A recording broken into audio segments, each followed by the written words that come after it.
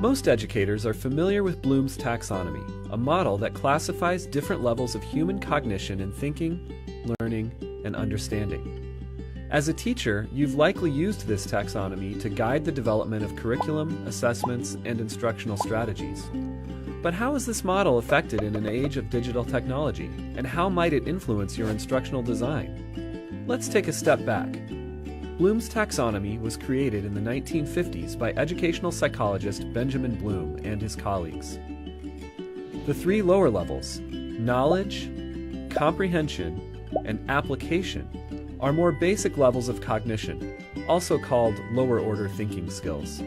This would include concrete thinking, memorization, and understanding. The three upper levels, analysis, synthesis, and evaluation, referred to as higher-order thinking skills, include abstract, critical, metacognitive, and creative thinking. Some have likened the model to a mountain or a stairway, where teachers set learning objectives and design learning experiences to guide students to higher levels of thinking.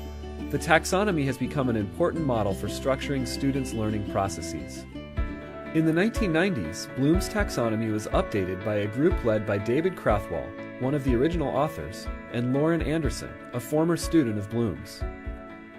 To make the model relevant to 21st century learning, one of their main changes was updating the nouns associated with each level to action-oriented verbs.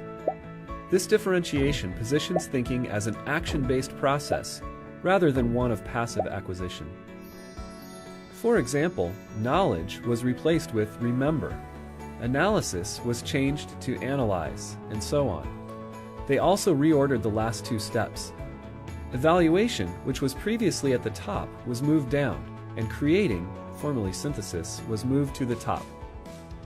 With this framing, educators have several different verbs, questions, and instructional strategies associated with each level. In recent years, there have been many iterations and metaphors for Bloom's taxonomy, including an orange, where the 6 levels are distributed more equally, moving cogs, representing an interworking system in which creation is dependent upon all of the other aspects, or a flipped pyramid illustrating an emphasis on higher-order thinking skills. But in thinking about how technology affects this model, consider it as Bloom's digital taxonomy.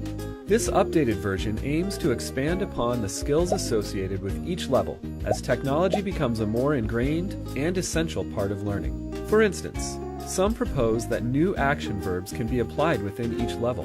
Let's take a look at creating, in which learners are designing, inventing, and constructing a piece of work that shows what they know.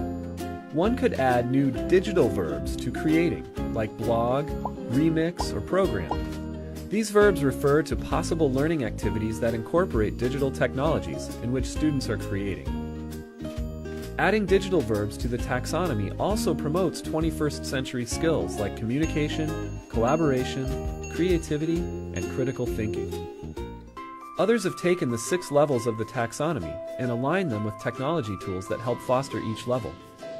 For example, as a teacher, you can think about how to integrate apps and websites that help students remember content, like flashcards or drill and practice tools. There are tools that help students analyze and make sense of content, like reading charts, graphs, or mind maps. Or you can think about what tools support student creation, like producing, podcasting, blogging, coding, editing, and more. With these examples, the focus should not necessarily be on the tools themselves, but on how the tools can be vehicles in transforming student thinking at different levels. So, as you weave technology into your teaching, ask yourself, how can the tools you use support different cognitive levels? Which tools help you address lower-order thinking skills? And which can help challenge students' higher-order thinking skills? Consider how Bloom's digital taxonomy can help you identify ways to design technology-rich learning experiences for your students.